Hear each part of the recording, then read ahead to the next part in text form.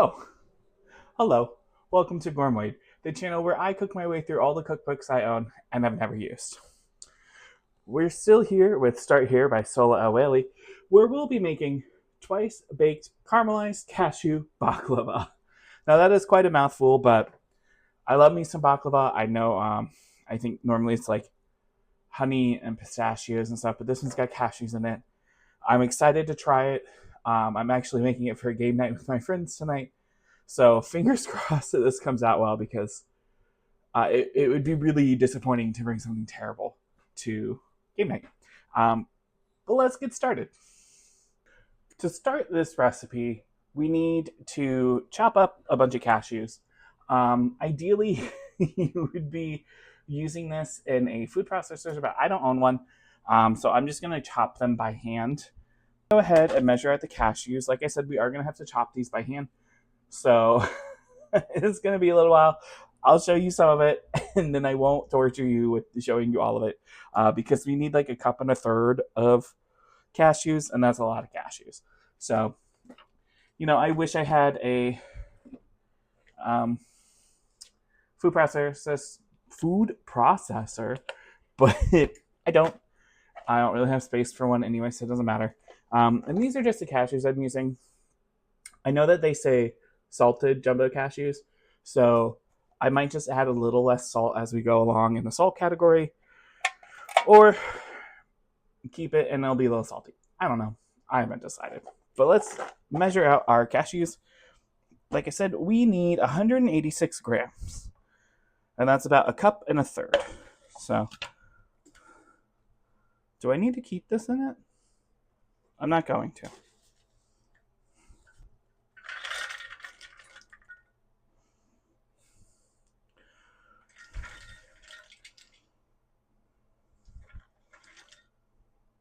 Ooh, we're so close.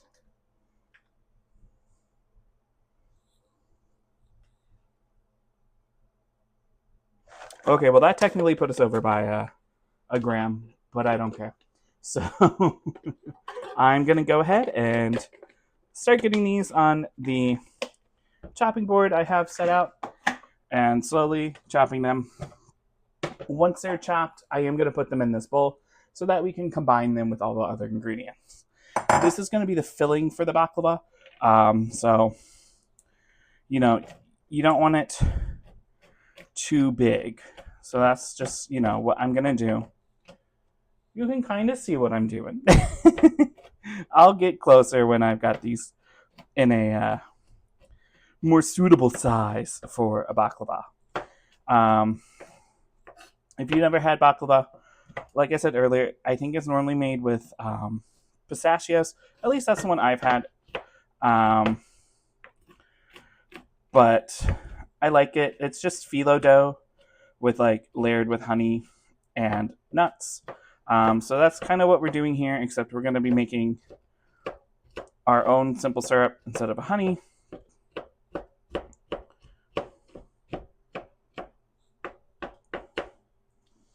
Okay, so just so you guys can kind of see what the size that I'm going for anyway, just because I like a little bit of a bigger chunk. This is what I'm going for. They're pretty small. It's still, you have some bigger chunks in there, but mostly small, fine chunks. And cashews are pretty soft, so I think even in the oven they'll bake a little softer. So that's what we're going to do. We're going to put these in the bowl, and I'm going to continue chopping away until we've got all the cashews in there. So after what felt like a while, we have our chopped nuts in here. I can definitely tell you it's easier if you have a food processor, and I had to do quite a bit of cleanup in between because I just made an absolute mess chopping those nuts. So if you're gonna chop them by hand, just know maybe put an extra nut or two in there, because if you're like me, when you go to put it in the bowl, you'll definitely lose some. But hey, it is what it is. You can't tell the mess that I made, but I had to clean the floor. I had to clean the countertops. It was a disaster.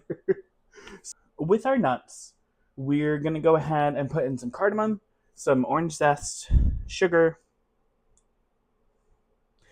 and salt. Like I said, just a little bit less salt than what it says, just because these are salted cashews. But what we're doing, this is going to be the filling for our baklava. So let's go ahead and measure out 50 grams of sugar.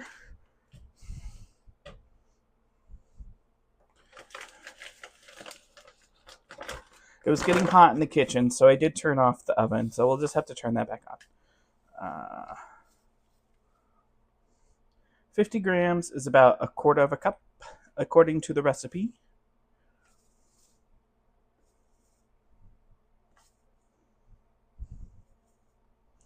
I gotta say, I'm much more confident when I don't have to measure in grams and I'm just measuring by like cups and stuff. But I would argue that's about a quarter of a cup. Let's go ahead and mix that in there. Ooh, that was loud. Let's go ahead, bring this to the side. We are gonna add 3/4 of a teaspoon of ground cardamom. This is the one I'm using. You can get any sort of them from the grocery store. I don't know how to explain the smell of cardamom, but I like it. It's kind of like a deeper spice. So I need about 3/4 of a teaspoon. That's probably a little too much, but I don't care. I should care. I don't.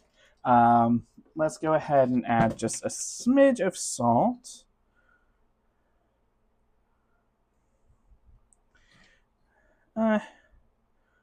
You know, things are sometimes undersalted, so that's what I worry about, especially something so sweet. I think the salt, you really want to have it to kind of combat the sweetness of it. You want to have the salt to combat that. I can't talk. And then I'm going to go ahead and zest in about 2 teaspoons of orange zest. This is my orange. I got it from the store. Yeah. I went ahead and washed it. I kept the sticker on it, even though I washed it. I'm surprised it stayed, honestly. There we go.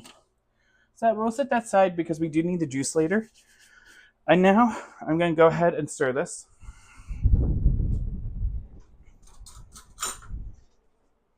I'm going to stir it with a spoon. Definitely want it evenly incorporated. Once again, this is probably why it's best to do in a food processor, because it will a lot better evenly incorporate it. It's also just going to be quicker. You know, I've been sitting here for a little while, but that's okay. I don't mind. I've got time today. I know this is going to be, because I'm doing it all by hand, it's going to be longer than what the recipe says. But even still, the recipe says 1.5 hours. And that's the whole thing. That's not active prep time. So we'll see. I know the next step is probably going to take us a little while too, just because I'm not used to it and I'm not quick at it. So the cookbook says it's going to be like 1.5 hours. I think it's going to be closer to 2 for us, but that's okay. Here's what our mixture looks like all together. You can't tell that it has anything else in it. It still just looks like nuts. But it smells good, so that's promising. But yeah, let's go ahead and get the phyllo dough ready, and I'll explain the next step once we have the phyllo dough out. Okay, so I'm gonna kneel down in frame. We've kind of switched it up a little bit just so you can see a little better. But what we're gonna do, we're finally ready. We're gonna put our crushed up nuts mixture onto a piece of phyllo dough and roll it up and get it into our prepared pan.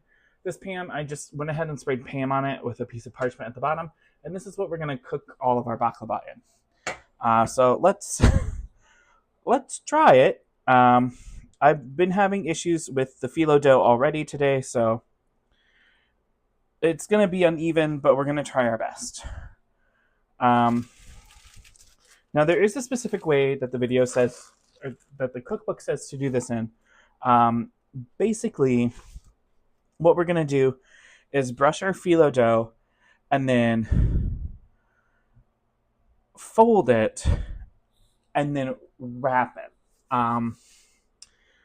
I'm a little nervous about this. This book has different size phyllo dough than I was able to find, so I think we're gonna have more rolls than what the original recipe calls for, but that's okay. I've got more phyllo dough just in case something happens, because I've just not gonna lie, I don't know what's happening with my phyllo dough today, but it is not cooperating. It just keeps ripping. So this is gonna be an experiment, but yeah, let's get started. Um, Basically, we are gonna paint this with butter, and I got myself a pastry brush. I finally bought one. Um, yeah, there's really nothing else to that besides I finally bought a pastry brush. Okay, and then basically what it is you take a skewer. I'm gonna have to read this again.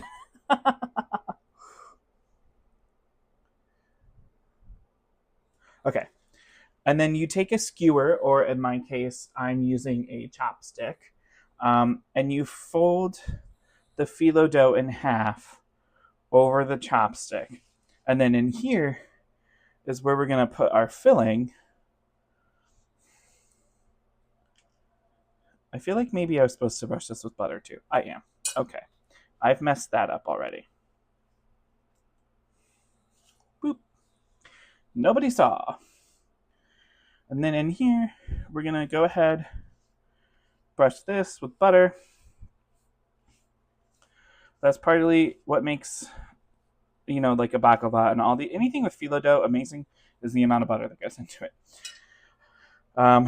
And then right at the skewer, we're going to go in with our nut mixture. Do I know how much? No, it's just a line. It says about 2 tablespoons. And then we're going to tightly roll this up using the skewer, or in our case, the chopstick, and make a roll. And that is what it should look like. Except now I have to get my chopstick out. So I guess it's probably better to use a skewer. I figured it would be, but I thought my chopsticks would be big enough. And then you're just going to kind of... The goal is to lay your phyllo dough in here, and we're just going to spiral all the way until it fills the pan. So I'll do another one for the camera, but I'm not going to make you watch all this. This is going to be time consuming and honestly a little scary to do. So yeah, we're just trying our best. Phyllo dough is notoriously hard to work with. That one had 2 sheets. This one's only going to have 1, so it's not even how we're doing it, but we're just trying our best. So that's really all we can do. And I'm trying really hard not to rip this. I'm sort of succeeding, sort of not. But I figure it is what it is. That's kind of the motto of this channel at this point. We can only do so much. This is going to take a while, but let's go ahead, take our skewer, fold this in half as close as we can. We're not going to be perfect at it. You guys have seen me already, and there's nothing that I can do perfectly here. I really don't know how people fold things in half perfectly right away. And I am getting some butter in here, so I might wipe it off in between, so that way the phyllo dough doesn't stick. And I'm going to go ahead, get our mixture across here, and tightly roll.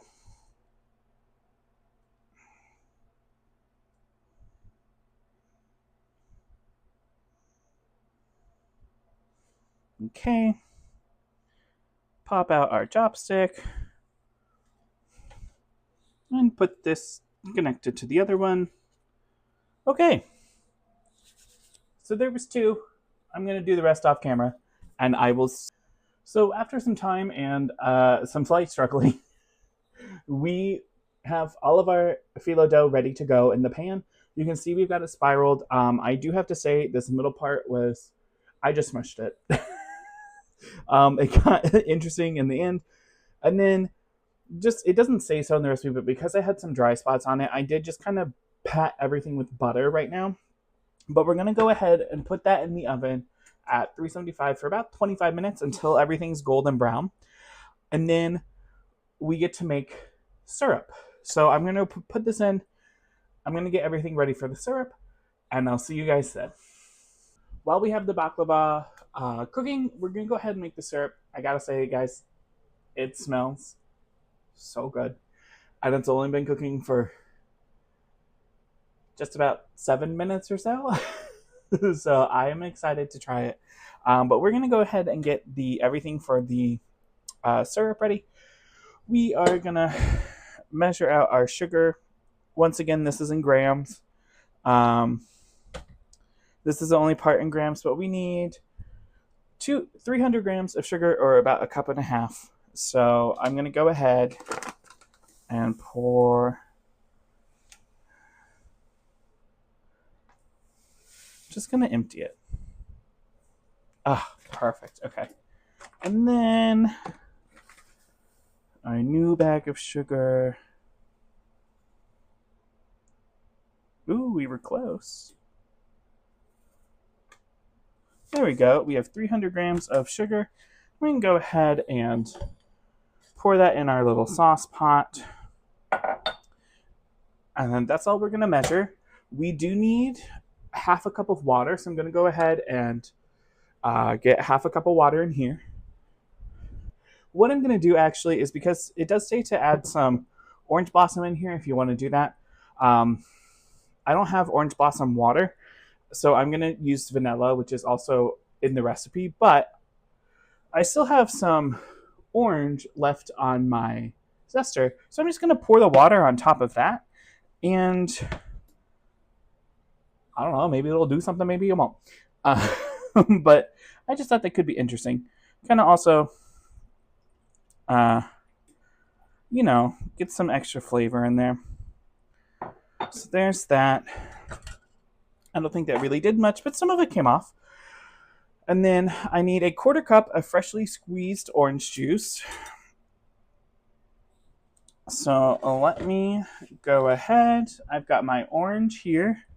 I'm going to go ahead and roll it a little bit, and then I'm going to slice it, and we're going to see how much this is. I'm going to look at that. That's probably about a quarter cup. Might be slightly off, but that's okay. And we'll actually do the same thing and just kind of pour on top of this and see if we can get any of that zest out. Well, we got a little bit that time. Perfect. And then bringing back the vanilla, the homemade vanilla, and we just need a teaspoon of this. So just a little.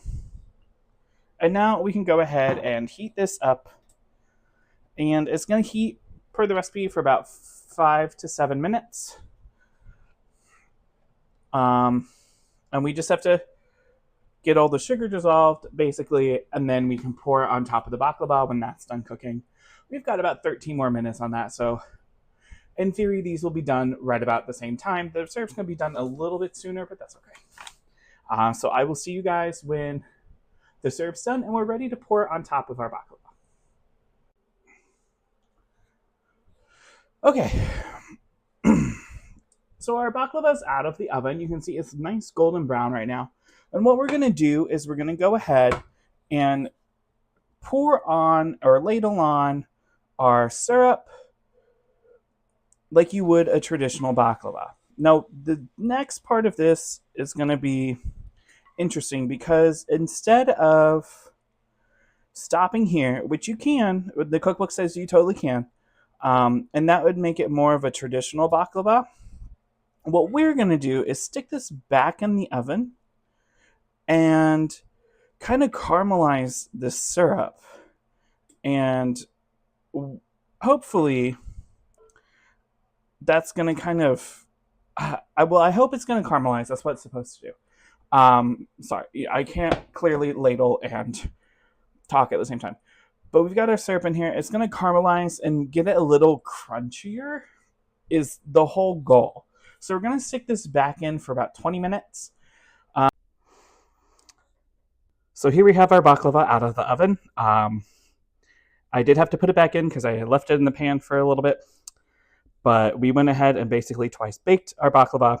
It says to cut in like squares, but I had it in a round pan. Anyways, I couldn't figure out how to cut it. So I just did little pies, and you can see that the crust fell off.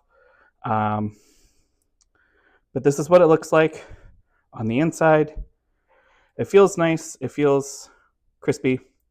So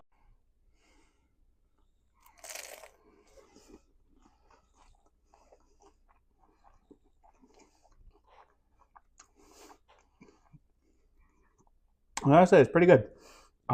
It's sweet. It's a lot crispier than like a regular baklava would be, but I like that about it. I like that the syrup kind of caramelized on it. Overall, I'd probably give this one an 8, maybe like an 8.5. I did like it a lot.